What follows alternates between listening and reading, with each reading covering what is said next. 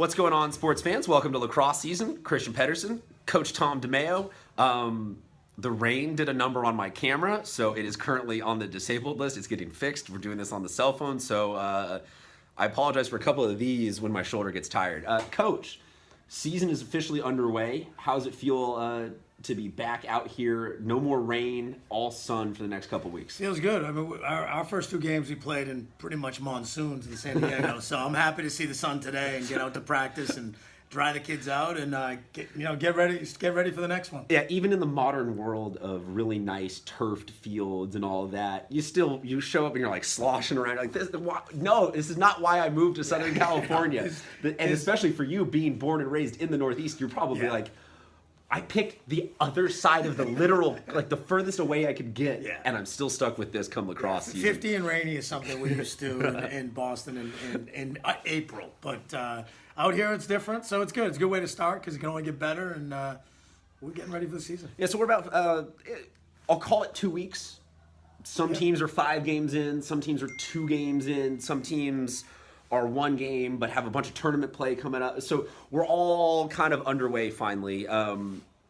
If you're new to this, every week the two of us get together, we give out some game balls, we shout some teams out, as we talk about what's yet to come this week. As the season gets a little bit later, we start to give you some playoff looks, some league races, and all the while we talk about growing the game and we talk about making things bigger, making things better. So at the end of this, we'll have an interview with some Castle Park players on the girls' side because their team is now going to have their first group of seniors that have made it all the way through freshman year to senior year for that program, which that's great. They started out the season with a win against Monte Vista, which will be our first game ball. But beyond that, let's talk about some other big game balls that I want to give out. The first one I want to ask, Coach, Grossmont last Friday, 4-3 over Westview. I saw that score. That seems like a pretty signature win for Grossmont coming out the gate. Like it is. I mean, I'm not gonna say I was surprised about that score, as I haven't seen Westview play, but historically they're tough and they're tough to score on. Westview's been they were an open division team last year. They were a D1 semifinalist the year before. So they're nothing to blink at, to laugh at. So big win for Grossmont. Big win, and they also beat Eastlake, I think, by a substantial margin. So Grossmont, coming out early, they're obviously prepared for the season, and I'll be keeping an eye on them. The Cathedral Catholic Dons, they looked impressive on Friday night versus Del Norte, 15-4. With a team like Cathedral that has been in that open division conversation consistently in the last couple of years, is that kind of a win what you look for out the gate? Is that where hey, that's not impressive, that's right where they need to be? Yeah, I would say so. I mean, I think Del Norte is a good team. I play both those teams the next couple of weeks, and Cathedral, that's what I would probably expect out of them. They're certainly a top 5 team, so not really knowing what Del Norte has at this point. That's probably early to get a new coach this year, so they're probably figuring some things out too, which is common. But Cathedral's always tough, and they got some athletes and they got some lacrosse players over there. Another game, and this is one thing that I just absolutely love about lacrosse, is they don't wait to play the big game. Most of these teams do not say, we're going to backload the last 2 weeks of our schedule with all the big league games. Poway and San Marcos squared off last Friday night. Poway 8-6 over San Marcos. I mean, Poway, perennial loaded to the gills with talent type team, but an 8-6 win over San Marcos. What does that tell you more about, Poway or San Marcos? I think it's a little bit of both. San Marcos, I certainly think Poway's a new coach this year, so people are waiting to see how that turns out. And they're winning games early. They beat Del Norte. They beat they won the last game. So I think that I wasn't sure what Poway would have this year. They graduated some guys. They have a new coach, and I think those are big wins for them. Both those wins. So. San Marcos, so I think they're a top 5 team as well. So and that's there, So I think it's a good win for Poway, but it shows that San Marcos and Poway are right there, and then it's one of those where you try to you grit your teeth and you go, is that a good loss? Yeah. I don't know if that is, maybe that's an oxymoron and there isn't really such thing as a good loss, but at the same time, if there is one, maybe 8-6 to Poway 2 games into the season is as good as you can circle the wagons and be like, hey, we took an L, but Yeah, in lacrosse, it's early. Yeah. Teams change. We've seen it over the years, and it's been this way forever. Teams change, and Poway could be a different team 3 weeks from now. So could San Marcos. So I think having it be a close game is a good sign for. I think that's 2 open division teams, and I think they're gonna. That's not the last time they're gonna see each other. I want to give a game ball out to Valley Center for a ton of offense, 19-0 over Olympian on Saturday. I mean, that's just a big. Look, come here, coach. Look, here we've got a special guest appearance on this week's podcast. This is the head coach of the basketball team. Are you also the athletic director here? Yes, sir. You're in charge of everything. So thank you for the nice chairs. This is a wonderful place. Glad you're comfortable. Thoughts on the lacrosse teams this year? Ours? Yes. Awesome. Or just in general, if you have other teams that you want to scout out. We're off 2-0 start, and we got a great program, great leadership. And it's all due to this man hiring that man and kicking me out whenever there's any media availability for the players. Thank you very much. Coach, I mean, we can sit here and talk about, how is Torrey Pines already done? They've had a couple big wins. We can talk about a lot of different scores. Let's talk, though, a little bit about what's yet to come, because I don't like getting too lost in the numbers. So last year we did game predictions. This year we're going to try to play a little bit more devil's advocate and play both sides with just who is this a bigger game for. And coming up later this week, this one's today, we got Rancho Bernardo and La Jolla on the guys' side tonight. Who is this a bigger game for? Well, I'd say for Rancho Bernardo, they had a big loss to I think LCC early. Then I think it was a shutout. They didn't score, so I think they want to recover from that. They want to score some goals, get some confidence going. But La Jolla is really good this year, so it's going to be a big challenge. Let's see. We'll go north to Sage Creek and Pacific Ridge, 2 newer programs. Yep. You play Pack Ridge pretty regularly in the regular season. Have you played Sage Creek yet? We have not. Okay, so new team in Sage Creek, Pack Ridge a little bit more established. Who's this a bigger game for? I'd say Sage Creek to establish themselves. I think they certainly have to catch up. Pack Ridge has been around for a while. I think they suffered a loss too already. So I think Sage Creek is just trying to get on the map, trying to get some confidence. They get a bunch of new players there, and the kids are working hard. And I think it's a big win, a big game for them just to be competitive. East Lake, Point Loma. They take it on Thursday. Who do you think this is a bigger game for? I'd say East Lake. I mean, we played them the other night, and they're good. I mean, but they need to, they need to continue to build and win games, and I think it's a very winnable game for them. So I think it's a big game for East Lake. Now, I'm scrolling through this schedule right now, and a lot of this is, Torrey versus St. Ignatius and a lot of the out-of-section schools. So we're not trying to skip over the big programs, I swear. We do have love and respect for you, but this being a San Diego-centric show, we're trying to keep it all San Diego teams. Saints, they play host to Sarah later this week. Saints was in a finals last year. So, I mean, is this every single game is the next most important game for this season, trying to build off that, or is this a bigger game for Sarah out the gate? Yeah, I think it's a big game for Sarah. I think they're, again, like some of these other teams we talked about, they're in that stage where they're building. They're trying growing. To be competitive. And the nice thing about those games for them is they can have a competitive game and come out, with, like you said, maybe there's not a bad loss. A team like Sarah who's growing, and Saints is a little bit more established. Like you said, they've been in the finals a couple of years. They're a good team. So I think that's a big game for Sarah, just to be competitive and wet their feet into the San Diego lacrosse scene. Well, and for some of these teams, I mean, it is truly, we're talking about coaches who it is not their natural sport. I know for you that you were born and raised playing lacrosse, but for a lot of the coaches out here on the West Coast, they picked it up in high school or just after high school and have only known it for 5 or 6 years, so they're trying to teach it to their players. So when we're talking about teams being established here, it's a legitimate uphill battle versus, I played baseball my entire life. I know everything about the sport. I can pretty seamlessly figure out the X's and O's of coaching, afterwards. Let's see. One last game that I want to talk about coming up this week, Poway and LCC. Yep, this one is, like I said, lacrosse teams don't mess around. They They just go right after it. As big of a game as possible. I think every year, I think we look at this game early. They always play early, and then I think they play again late. Low scoring in the past sometimes. They feel each other out.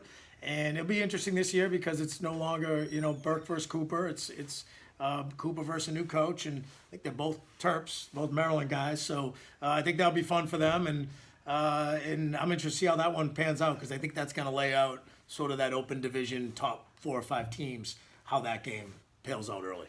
Give us a little look at your next couple games, Coach. Who do you guys got? Next week we got a Colorado team, Thompson Valley, coming in. They don't have him played yet, so we don't know a lot what they're going to be. And then we got Cathedral on Thursday, both home games. So we're going to those games 2-0. But those are we're really looking forward to a full week of practice. Daylight savings. We don't have lights. We can actually have full practices now. So we're looking to improve a lot over the next 5 or 6 days and be ready to compete next week. Fair enough. Well, we'll say goodbye, good night, good morning, whatever time you're watching this or listening to this. Thank you very much for tuning in. We'll be back every single week from Santa Fe Christian with a fixed camera and no more rain and all that goodness. We'll see you later, sports fans. What's going on, sports fans? I'm now joined by the captains of the Castle Park girls lacrosse team. You guys want to introduce yourselves? I'm Celeste.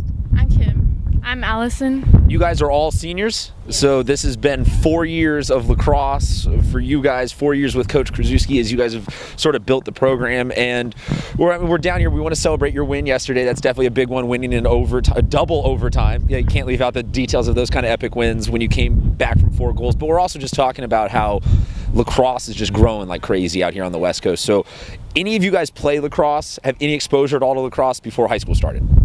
My sister used to play in high school at Mar Vista, so she kind of taught me. Okay, so your sister had played it, but you had not played it until high school. You just watched it. Either of you guys have played it, watched it, anything about it? I used to watch Teen Wolf, and that's what inspired me to join lacrosse. Hey, you know what? That's a legitimate reason. But that's just, I think what a lot of people are curious about is, baseball, softball, football. You're handed one of those when you grow up, like when you're born. You play those the whole time. Lacrosse is still a sport where a lot of people are so unsure about it because they show up in high school. Oh, I've never played this before. Oh, I've never even watched it before. I'm not going to go sign up for that. I'm not going to go play for that. So it takes a leap of faith for a lot of you guys. So you happy that you went and decided to play lacrosse? Yes, definitely. I wouldn't have changed it. I wouldn't have changed anything. I'm so glad that Coach Chris had came to me one day and told me about the program.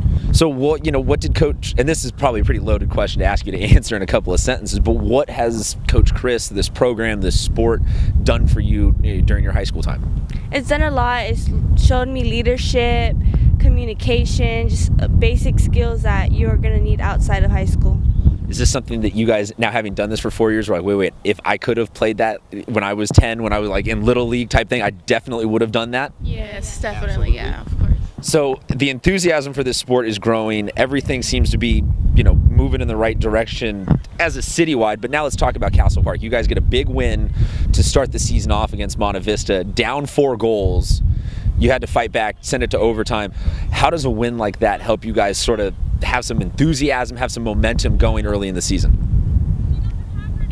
This is the point where you should be like, yes, we all want to answer that. Well, can you repeat the question? How does winning in overtime, coming back from down 4 goals, that kind of a win, how does that help you early in the season pick up some steam, build some momentum going into the rest of the season? Well, for me, I was tired already. We were 10-10, and I was so tired. My knee was hurting. I got checked across the body. My finger was a little swollen. But when we went into overtime, I was like, you know what? I take the draw, so I start the game. I was like, come, you gotta push through it. This is what counts, and I didn't want to let nobody down, so I was like, okay, I gotta do it. And then that's when I won the draw, and then Celeste was open, so I just passed it to her, and she scored. And that was a big moment for me, because I was like, hey, if I hadn't pushed through all that, we would have not won maybe. But it just goes to show that our hard work is really paying off. The toughness is there, the hard work is there, and now it feels like the execution is also there. So you see her take that draw all confidence in the world, even though, as she said, her knee is beat up, her finger is beat up, she's been beaten half to death during the game, but you're still like, we got this? Yes, definitely. When I saw her get the ball, my adrenaline started going so fast, and I called out, I was open, and I ran for it, and I made it. So. And you had to feel pretty much a mixture of thank goodness this game is finally over, and also thank goodness I didn't miss that shot. No, definitely. I was so scared. I was like, if I miss, it's so bad. But I'm glad that I didn't miss. So that's something that's really proud that I hope I made the team happy. So for you guys as seniors, you've done this now for 4 years. You've been part of the program kind of from its start to where it is now. What would your message be to kids that are maybe freshmen or 8th graders or any grade at all, just thinking about coming out to do lacrosse, but they don't know about it, they've never seen it, they've never played it? What would you say to them to try and convince them to come out and play lacrosse? Just come. It doesn't matter if you're new, if you've been doing that. Just come. You're gonna enjoy it. Definitely. It teaches you a lot of life skills. Like your mentality will just change automatically. Of course we're student athletes first. Keyword student. So it'll teach you a lot. I just feel like if you're shy about it, you're gonna be glad that you took the opportunity. I mean, every opportunity should be taken because it helps you grow as a person. So I feel like lacrosse really challenges not just your mentality but your toughness. And when you get discouraged, you gotta think I can only get better, and that's what lacrosse teaches you. When she speaks about toughness, we'll have to check in later in the season to see if there's a second knee brace, 2 ankle braces, a neck brace, or if it's just a full body cast, or if you flip that around and you start getting out there and knocking around some other people. So look, check in with Castle Park all season long as they hopefully become the Cinderellas, the underdogs, whatever you want to call them, that shock the world. Thank you guys so much for spending a little bit of time and for all your commitment to the game of lacrosse. Thank you. What's going on, sports fans? We're down here at Castle Park High. I'm talking to head coach Chris. I always butcher it. It's Krasuski, it's Krasuski, it's Krzeski. Look, he's the head coach. He's Coach K, Coach Chris, whatever you want to call him. He's the head man here at Castle Park's girls lacrosse team. We're out here checking them out. According to the coaches behind us, because they had a big overtime win yesterday, according to him and myself, because this man does a lot of work in growing the game. And you hear me talk with Coach DeMeo about that a lot in our podcast, how lacrosse is something that's just growing like wildfire out here. And it's due to a lot of hard work from people like this. So, Coach, 4 years you've been the head man here at Castle Park. How did you even wind up coaching lacrosse? Because that was not a sport when you were in high school. It was not a sport when I was in high school. Ironically, I got the job because I've been coaching as an assistant for football and volleyball and a variety of other sports. So I wanted to take the opportunity to lead a program that didn't have a foundation. And the school gave me a shot, and look where we're at now. So you take over a program that you didn't know much, if anything, about the sport, and I think that makes such a great analogy for the West Coast people getting involved. For all of your girls right now, I'm sure that it's a new sport for them when they show up to lacrosse. So, for as much as San Diego, if you say the word baseball, it's something that people are born into. Football, it's something that people are born into. Talk about some of the difficulties on the other side of getting you've got, 50 girls behind us? 42, 43. You can't say about 42. It's about 40 or it's 42. But, to get 40 girls out here who didn't know this sport, talk about some of the difficulties of how you've been able, or what you've had to face in growing the game here at Castle Park. I think the challenges were for me to learn the sport, number one. Number two, it was to going out and recruit the kids, but the senior class that I have this season has been with me since I recruited them as freshmen, and they really have taken that leadership opportunity and are really transforming this team, and they're believing in the culture that I started 4 years ago. Now, lacrosse is a sport that, I'm glad you mentioned the word culture, because this is not a solo sport. This is not a one player can go out there and get it done. You need to build a team foundation on this. So, it seems like the girls are responding really well to you. Like you mentioned, the senior class has been with you now your entire 4 years here, and they've built that up. So talk a little bit about that foundation, about that culture, about what you are instilling in these girls. Our biggest culture is for us to be a family. As long as it showed last night when we had the adversity of being down 4 goals, the team believed in themselves. They believed in each one of each other. So is our biggest culture here is for us to be family and then nurture these girls to make them leaders, and because they're our future. Well, and it also to me seems like coaches like yourself deserve a ton of credit, maybe more than they're given, in terms of you're not here saying we're going to send you D1 and then we're going to build culture. It's not here we're going to send you there's not a pro lacrosse necessarily that everyone is aspiring to. So you're really talking to kids at a time when they need a foundation in life. Does it sort of feel like you're kind of weaving sports with life a little bit more than maybe some mainstream sport coaches are? Yes. My biggest thing, like I said, is for us to teach life and family, that if we can teach these life skills, these kids are going to blossom in college. They're going to blossom if they leave the States on a scholarship, because we all know there's probably about 10 schools in California that are lacrosse, but there's a million schools just in the whole entire country from D1 all the way to NAIA, and these schools, and I have 6 girls that are getting opportunities as we speak. Look at that. He's got kids going to that next level. It's a ton of success. The hashtag is grow the game. That's what lacrosse is doing in San Diego. Thanks in a huge part to people like Coach. Coach, what do you say we go meet some of the players? Definitely. As it gets